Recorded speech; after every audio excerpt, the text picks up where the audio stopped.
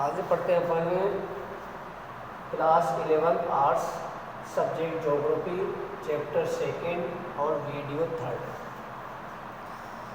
कल अपन ने पढ़ा था पृथ्वी की उत्पत्ति के बारे में कि किस किस विद्वान ने क्या क्या कहा था, किस प्रकार से पृथ्वी की उत्पत्ति हुई और पृथ्वी की उत्पत्ति के बारे में किन किन विद्वानों के सिद्धांतों को लिया गया और कौन से विद्वानों ने उस सिद्धांत में संशोधन किया।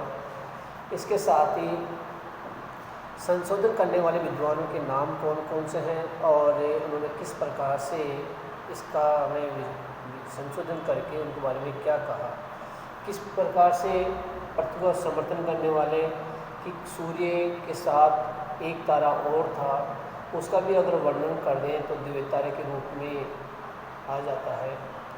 और कुछ विद्वानों ने इन अलग परिकल्पनाओं का विस्तार भी किया था और लाप्लास ने मैनुअल कांट की सिद्धांत का विवेचन किया था।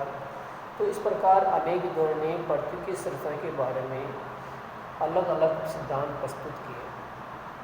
उन सिद्धांतों में सबसे महत्वपूर्ण सिद्धांत मैनुअल कांट का है। मैनुअल कांट विद्वान जिसने सब पहले परिकल्पना प्रस्तुत की और बताया कि ब्रह्मांड में एक बादल के रूप में विद्यमान सूर्य जो तेज अवस्था में था, उसके पास से कोई सिगार नाम का पदार्थ गुजरने लगा तो वो उसके प्रकाश से टूट कर बिखर गया और एक बड़ा भाग उसके चक्कर लगाया गया और चक्कर लगाने वाले भाग पृथ्वी का निर्माण हुआ, ग्रह बना और जो दूर थे वो बिखर गए।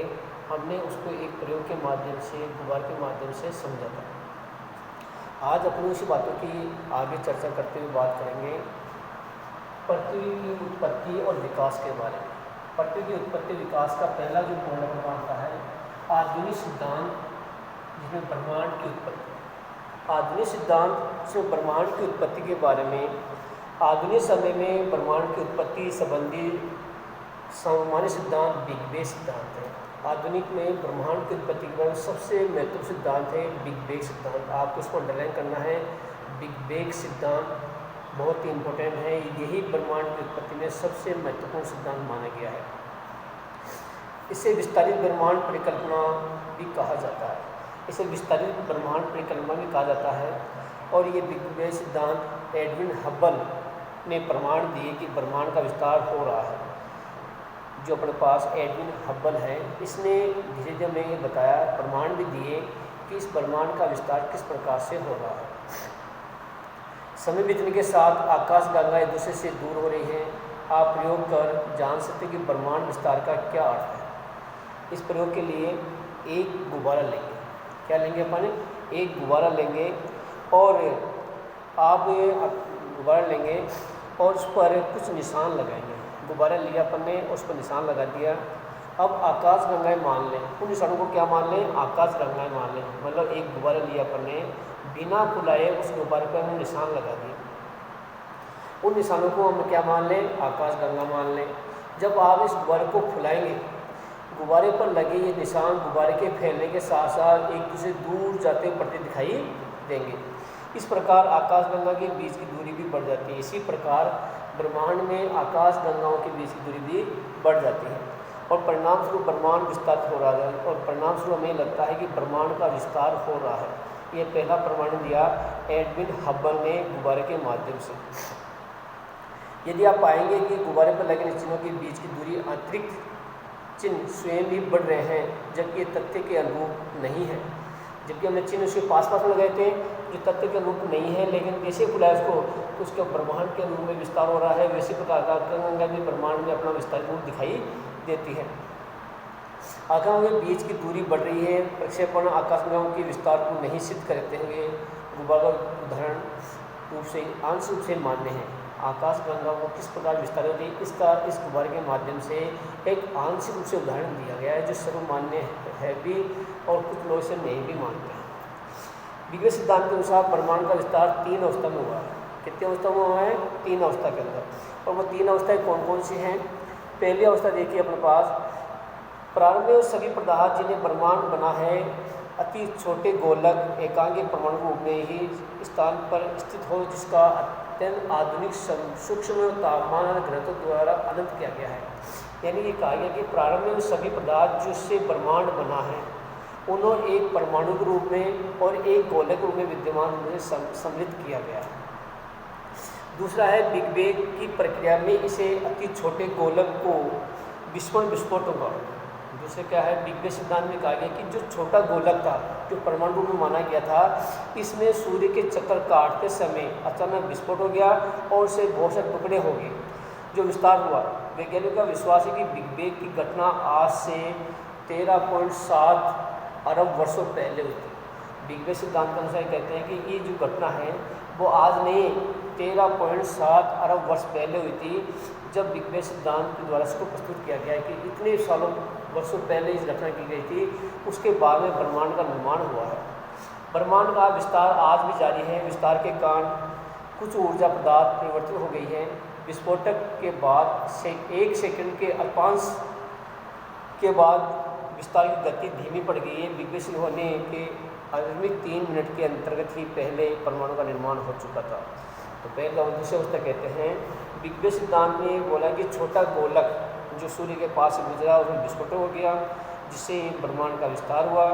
वैज्ञानिकों का मानना है कि ब्रह्मांड का विस्तार 13.7 अरब वर्ष पहले हो गया था और ब्रह्मांड में आज भी कुछ पदार्थों का विस्तार हो रहा है, परिवर्तित हो रहा है, आगे से आगे बढ़ रहे हैं।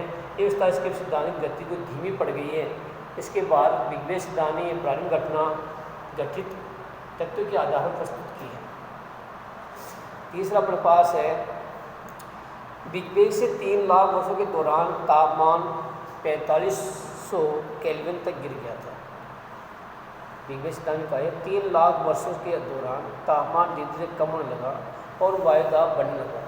परमाणु पदार्थ का निर्माण ब्रह्मांड पारदर्शी हो गया और परमाणु पदार्थों का निर्माण है वो ब्रह्मांड में पारदर्शी हो गया। ब्रह्मांड के विस्तार का अर्थ है आकाश गंगों के बीच की दूरी में विस्तार का होना, प्रस्तुत करना और विस्तार का होना अतः हॉयल ने इस विकल्प स्थिर अवस्था सर्वप्रथम की है। वैज्ञानिक हॉयल ने इसे स्थिर अवस्था संकल्पना के नाम से जाना गया है। इस संकल्पना के अनुसार ब्रह्मांड किसी भी समय में एक ही जैसा रहा है और यदि ब्रह्मांड के विस्तार संबंधी अनेक परमाणु से मिलने पर वैज्ञानिक समुदाय अब ब्रह्मांड विस्तार सिद्धांत के पक्षधर माने जाते हैं। तो इस प्रकार से हमने पढ़ा था कि ब्रह्मांड का सिद्धांत किस प्रकार हुआ। तो पहला होगा ब्रह्मांड विस्तार, वैद्युत गुब्बारे का प्रयोग हमने किया, जो नीचे डायग्राम दे रखा, पेज नंबर आप लोग पढ़ सकते हैं। 15 के ऊपर एक गुब्बारा लेंगे, उस पर चिन्ह लगाएंगे, वो करके हम प्रक्रिया ब्रह्मांड का विस्तार के रूप में जान सकते हैं। दूसरा बिग बैंग सिद्धांत जो पृथ्वी की उत्पत्ति का सबसे महत्वपूर्ण सिद्धांत है और इस सिद्धांत से पहले पृथ्वी की उत्पत्ति जो पहली बार हुआ था वो 13.7 अरब वर्षों पहले हुई थी घटना ब्रह्मांड विस्तार की। उसमें कैसा गया है बिग बैंग से 3 अवस्था पाई जाती हैं, जिसमें पहली अवस्था के अंदर जिन पदार्थों से ब्रह्मांड बना है वो एक गोलक है, एक परमाणु है। दूसरे में ये परमाणु विस्फोटक होता है, धमाके से आकाश गंगाएँ बनती हैं और विस्तार होता है। और ये कार्यक्रम हुआ 13.7 अरब वर्ष पहले। ब्रह्मांड का धीरे विस्तार आज हो रहा है, लेकिन आज स्थिति धीमी पड़ चुकी है और ब्रह्मांड पारदर्शी हो गया है।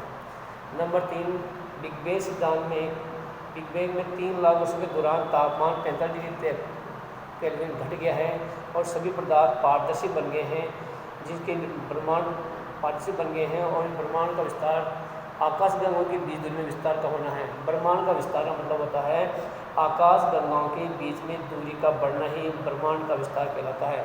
इस बात को स्थिर अवस्था संकल्पना के नाम से जाना जाता है। इस प्रस्तुत किया गया इसे संकल्पना के अनुसार ब्रह्मांड किसी भी समय एक ही जैसा रहा है। यदि ब्रह्मांड के विस्तार सभी संबंधी अनेक प्रमाण मिलने पर वैज्ञानिक समुदाय अब भी ब्रह्मांड सिद्धांत पर विचार कर रहा है। तो इस प्रकार करके हम ब्रह्मांड की गतिविधियों के बारे में जान सकते हैं, ब्रह्मांड की उत्पत्ति के बारे में जान सकते हैं। और ब्रह्मांड की उत्पत्ति में पहले मैंने सिद्धांत पढ़े थे, जिनमें बिग बैंग सिद्धांत सबसे पहले आया और बिग बैंग सिद्धांत एडविन हबल ने ये पहली बार सिद्धांत को प्रस्तुत किया था। तो इस आधार पर हम जान लें पृथ्वी की उत्पत्ति के बारे में और विकास किस प्रकार घटित हुआ पहले हमने पढ़ा था उसमें, और अब पढ़ेंगे आधुनिक सिद्धांत ब्रह्मांड की उत्पत्ति का पहला सिद्धांत माना गया। इस सिद्धांत के अंदर गुब्बारे का प्रयोग किया गया। प्रयोग के साथ ही बिग बैंग सिद्धांत को सबसे महत्वपूर्ण परिकल्पना के रूप में माना गया और बिग बैंग सिद्धांत की 3 अवस्थाएं निर्धारित की गई, जिसके द्वारा हम कर सकते हैं कि ब्रह्मांड का सही विद्यमान स्थिति किस प्रकार से उत्पन्न हमारे सामने आई है। इसी प्रकार हमने अपन बात करेंगे तो अपन बात आगे करेंगे तारों का निर्माण, तारे कैसे बने। और मैंने अभी आपको बताया था, कल भी बताया था आपको कि सूर्य के चक्कर काटते समय जिसका विस्फोटक हुआ था, जिस शिगार नाम की पदार्थ का विस्फोटक हुआ था, उसके जो बारीक टुकड़े हुए वो चारों तरफ बिखर गए और बिखरने से तारों का निर्माण हुआ है। पर हमारी ब्रह्मांड में ऊर्जा का पदार्थ का वितरण समान नहीं है। धरतु में आर्य भिन्नता और गुरुत्व बलों में भिन्नता आई, जिसके परिणाम स्वरूप पदार्थ का एकत्रण हुआ। यही एकत्रण आकाशगंगा के विकास का आधार बना। आकाशगंगा असंख्य तारों का समूह है। आकाशगंगा क्या है? असंख्य तारों का समूह है, जो आकाश में विस्तार इतना अधिक होता है कि उनकी दूरी हजारों प्रकाश वर्ष में मापी जाती है। उनकी दूरी की काफ़ी लंबी दूरी होती है, हजारों प्रकाश वर्ष में मापी जाती है, जिसे प्रकाश वर्ष के नाम से जानते हैं। और एक अकेली आकाशगंगा का व्यास 80,000 से 1,50,000 प्रकाश वर्ष के बीच हो सकता है। एक आकाशगंगा के निर्माण की शुरुआत हाइड्रोजन गैस से बने विशाल बादल से संचरण होती है। इसे निहारिका कहा जाता है। इसी आकाशगंगा के विस्तारों को निहारिका कहा जाता है। और विशाल बादल संचरण होने के बाद निहारिका में गैस के झुंड विकसित हुए। झुंड बढ़ते बढ़ते घने गैसीय पिंड बने, जिससे तारों का निर्माण हुआ। और ऐसा विश्वास है कि इसमें तारों का निर्माण हुआ। और ये ऐसा विश्वास है कि तारों का निर्माण लगभग 5 से 6 अरब पहले वर्षों में हुआ था। तो इसी प्रकार क्रम में चलते हुए अपन ब्रह्मांड तारों का निर्माण आकाशगंगाओं द्वारा हुआ। और आकाशगंगाओं द्वारा अपन मान सकते हैं कि प्रकाश वर्ष क्या है। प्रकाश वर्ष समय का नहीं वरन दूरी का मापक है। प्रकाश वर्ष क्या है? समय का नहीं है वरन दूरी का मापक होता है। प्रकाश की गति 3 लाख किलोमीटर प्रति सेकंड चलती है। प्रकाश की जो गति है वो 3 लाख किलोमीटर प्रति घंटे की रफ्तार चलती है। विचारे कि 1 साल में प्रकाश जितनी दूरी तय करेगा वह 1 वर्ष प्रकाश वर्ष होगा। यानी प्रकाश का मतलब हो गया कि विचारे कि 1 साल में प्रकाश वर्ष जितनी दूरी तय करेगा वो प्रकाश वर्ष कहलाता है। तो 9.46 इंटू 1012 किलोमीटर के बराबर होता है। पृथ्वी सूर्य की औसत दूरी 14,95,98,000 है। औसत दूरी है पृथ्वी सूर्य की दूरी, पृथ्वी से सूर्य दूरी है 14,95,98,000 किलोमीटर। 14,95,98,000 किलोमीटर 98,000 किलोमीटर है। इस प्रकाश के संदर्भ में प्रकाश का केवल 8.311 है। इसको अपन कह सकते हैं कि प्रकाश उसकी जो दूरी है वो समय का नहीं है, दूरी का मापक है। और 1 साल के अंदर प्रकाश जितनी दूरी तक फैल जाता है वो प्रकाश में कहलाएगा। सूर्य और पृथ्वी की जो दूरी है वो 14,95,98,000 वर्ग किलोमीटर है। 14,95,98,000 वर्ग किलोमीटर है।